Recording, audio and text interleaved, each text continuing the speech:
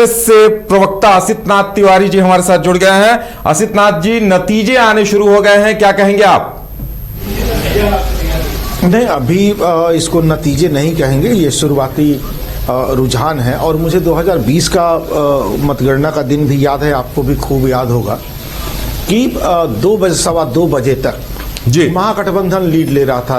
लग रहा था कि हमारी सरकार बन जाएगी। आपने देखा भी होगा कि कई जगह लोग खुशियां मनाने लगे थे, मिठाइयों के ऑर्डर होने लगे थे। लेकिन 2 बजे के बाद तस्वीर पलटनी शुरू हुई और शाम 5 होते होते एनडीए हमसे आगे निकल गया। उसके बाद आरोप प्रत्यारोपों का दौर जो शुरू हुआ सबने देखा।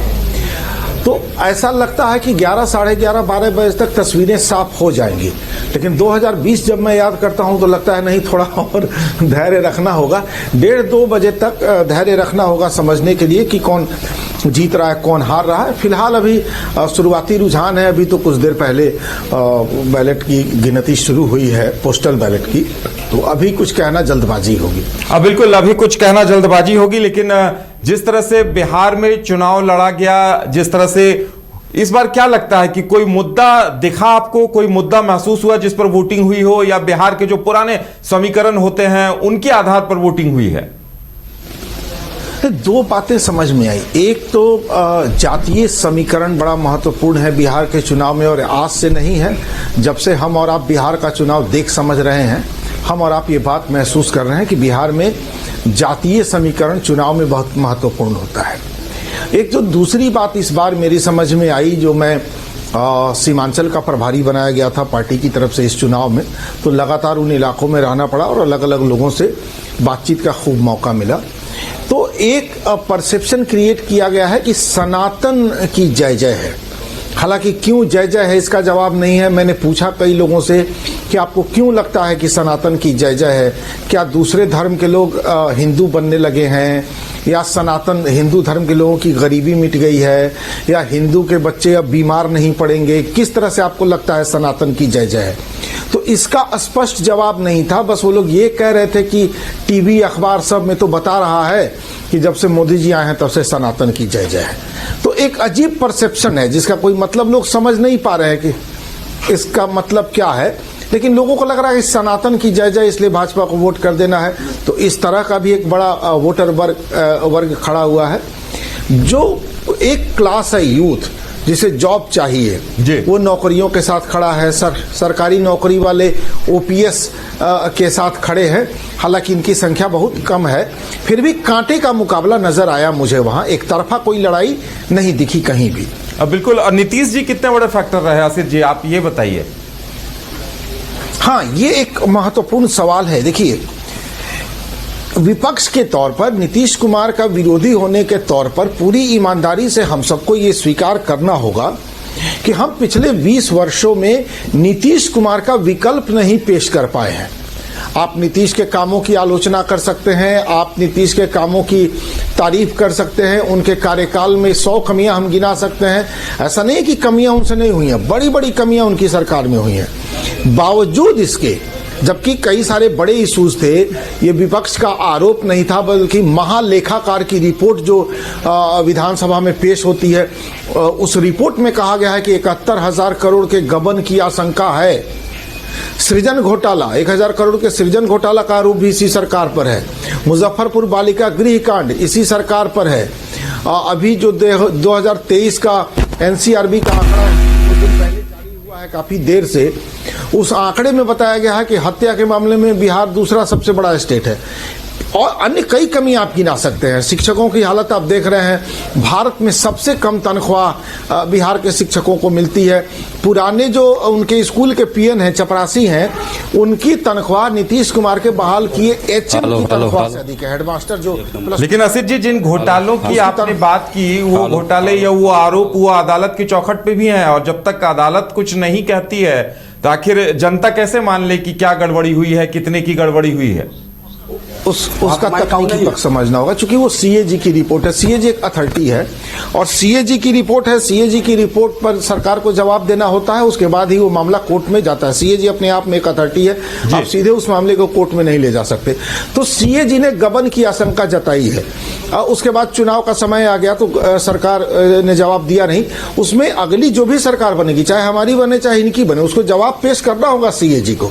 उसके बाद ही कोई उस मामले को कोर्ट में लेके जाएगा। उस गबन की आशंका सीएजी ने जताई हो, विपक्ष का आरोप नहीं है। और विधानसभा के पटल पर वो आशंका रखी गई कि हमें डाउट है कि घोटाला हो गया है, ये सीएजी ने लिखा अपनी रिपोर्ट में।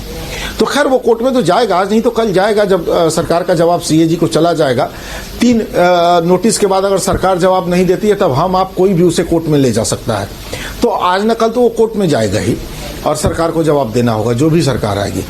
मैं ये कह रहा हूं कि इन तमाम चीजों के बावजूद जी आप विफलताएं तमाम गिना लीजिए, बावजूद इसके अगर नीतीश का विकल्प नहीं पेश कर पाए तो सामूहिक रूप से ये विपक्ष की विफलता है। मैं उस विफलता की चर्चा कर रहा हूं।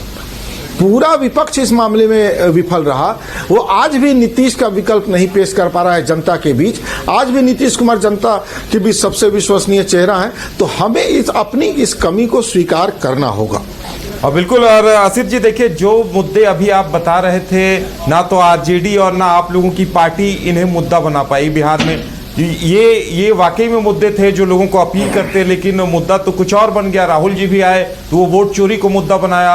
और तेजस्वी जी एक बात अक्सर कहते नजर आए कि नीतीश जी की उम्र हो गई है, उन्हें बदल देना चाहिए। हाँ देखिए, वोट चोरी एक बड़ा मुद्दा है और पूरे देश के लिए है। जैसे आपने देखा होगा कि वोटिंग के बाद एलजेपीआर की एक सांसद है शांभवी चौधरी, उन्होंने मीडिया के सामने और ऐसे ऐसे करके अपनी दोनों उंगलियां दिखा दी। मतलब वो दोनों जगह 2 बार उन्होंने वोट किया। अब कहाँ किया है वो जाने, हमने आपने भी वोट किया है ना, हमारी तो एक ही उंगली पर स्याही लगती है, तो उनके दोनों पर कैसे लगे। राकेश सिन्हा जो भारतीय जनता पार्टी के राज्यसभा सांसद है, उत्तर प्रदेश का चुनाव हुआ तो वो गाजियाबाद का वोटर थे, दिल्ली विधानसभा चुनाव में दिल्ली का वोटर होगा और बिहार के विधानसभा चुनाव में बिहार का वोटर। तो ऐसे लाखों वोटर बनाए गए हैं। जिस राज्य में चुनाव हो रहा है वहां के वोटर बना दिए जाते हैं। पिछले राज्य से नाम डिलीट हो जाता है, अगले राज्य में जुड़ जाता है और ये जाके वहां के चुनाव को प्रभावित कर रहे हैं। अगर वोट चोरी का मुद्दा तरीके से नहीं उठाया गया होता तो प्रवासी मजदूरों, लाखों प्रवासी मजदूरों का वोट कटा होता। बावजूद इसके अभी भी कई ऐसे लोग हैं जिनका वोट कट गया है, जो अपने घरों में है, वोट नहीं डाल पाए। तो वोट चोरी एक बड़ा मुद्दा है और वोट चोरी के मुद्दे को उठाना जरूरी था। लेकिन सिर्फ वोट चोरी के मुद्दे के आसरे चुनाव लड़ना ये सर्वथा अनुकूल नहीं था। बाकी तमाम मुद्दों को साथ लेके चलना था, जिसमें कहीं ना कहीं कमी रह गई। नीतीश कुमार की उम्र को आप कारण बता रहे हैं, वो एक कारण है। नीतीश कुमार अस्वस्थ है, वो भी एक कारण है। लेकिन अन्य तमाम कारणों को छोड़ना भी ठीक नहीं था। कई अन्य कारण थे जो जनता को डायरेक्ट इफेक्ट कर रहे थे, पब्लिक को डायरेक्ट इफेक्ट कर रहे थे, और उसको समझने में या उसको उठाने में। लेकिन इसका असर कितना हुआ है ये तो अब नतीजों से पता चलेगा। और देखिए, हम अपने दर्शकों को एक बार नतीजे बता दें जो अभी तक नतीजे आ रहे हैं। बीजेपी 27 सीटों पर आगे है, एलजेपीआर 1 सीट पर आगे है, जेडीयू 14 सीटों पर आगे है। मतलब, और वहीं आरजेडी 36 पर और कांग्रेस 5 सीटों पर आगे है। इस तरह से देखा जाए तो महागठबंधन, अभी तक के जो आंकड़े हमारे रिपोर्टर्स के जरिए आ रहे हैं, लगभग 41 सीटों पर महागठबंधन आगे है और लगभग 42 सीटों पर अभी तक एनडीए आगे है। देखिए, ये जो आंकड़े सामने आ रहे हैं, बहुत ज्यादा अंतर अभी नहीं दिखाई दे रहा है। कांटे का मुकाबला फिलहाल जो रुझान आ रहे हैं ग्राउंड जीरो से, वहां असित जी, चलिए, ये एक राहत की बात कही जा सकती है कि अभी कांटे का मुकाबला होता हुआ दिखाई दे रहा है, जो रुझान अभी आ रहे हैं। देखिए, अभी तो मैं 2020 के बाद से बहुत सतर्क हो गया हूं, क्योंकि मुझे याद है कि भाई 2 बजे तक तो महागठबंधन आगे था और 2:15 के बाद जो महागठबंधन का ग्राफ गिरना शुरू हुआ, 5 बजे जाते जाते हम लोग हार चुके थे और एनडीए की सरकार बनती दिखने लगी थी। तो मुझे लगता है कि थोड़ा धैर्य हम लोगों को रखना चाहिए। एक और आपको बात बता देना चाहता हूं, दर्शकों तक ये बात पहुंचे तो ठीक है। जैसे 2 सीट पर जनसुराज एक नई पार्टी बनके बिहार में आई।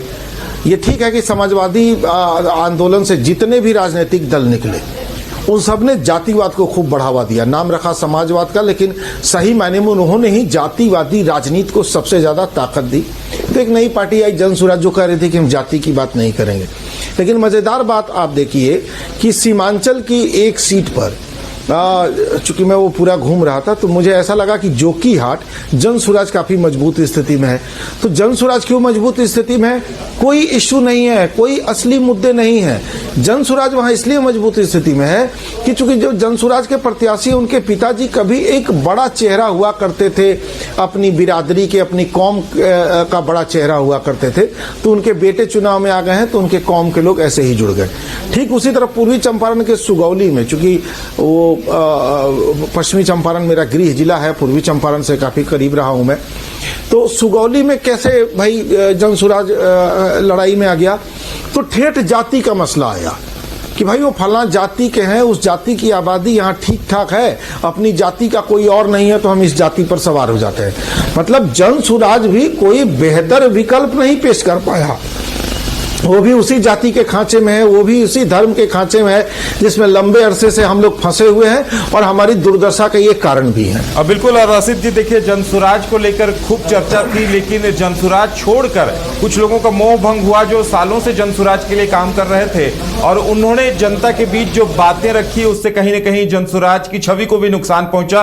और देखिए जनता बहुत समझदार हो गई है, जनता इस बात को भी समझ रही थी कि एक तरफ आप मंगल पांडे को घेरते हैं, फिर एक प्रत्याशी देते हैं जो उन्हें मदद पहुंचाए, दूसरी तरफ आप तेजस्वी यादव को घेरते हैं, फिर एक प्रत्याशी देते हैं जो उन्हें मदद पहुंचाए। तो इन समीकरणों को अब जनता भी समझने लगी है। क्या नहीं लगता कि जनता आजकल बहुत समझदार हो गई है और इस तरह से जो चुनावी खेल होता है उन खेलों को बखूबी समझ रही है? नहीं, मैं तो एक बात कहूंगा, जनता समझदार है नहीं है, हम किसी की समझदारी का पैमाना लेके नहीं बैठे हैं जी, लेकिन ये सच है कि आज भी राजनीतिक दल समाज के भीतर बड़े पैमाने पर भ्रम क्रिएट करने में सक्षम है, इल्यूजन क्रिएट करने में सक्षम है, और खूब पढ़े लिखे लोग, खूब समझदार लोग जो वोटर हैं, वो भी उस भ्रम में फंसते हैं। ये मैंने करीब से देखा, मैं किसी एक पार्टी का नाम नहीं ले रहा हूं। पूरी राजनीति इल्यूजन क्रिएट करने में आज भी सफल है, और मतदाताओं का एक बड़ा वर्ग आज भी उस भ्रम जाल में फंसता है। ये बड़ा स्पष्ट दिखता है।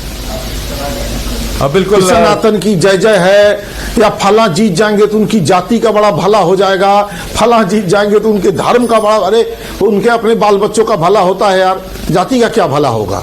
देखिए आसिफ जी, आप सीमांचल के प्रभारी थे, एक तरफ सनातन की जय जय की चर्चा हुई, दूसरी तरफ ओवैसी साहब या ओवैसी जी के भी काफी चर्चा रही। असदुद्दीन ओवैसी ने लगातार अभियान चलाया, उनके निशाने पर तेजस्वी भी रहे, कांग्रेस भी रही।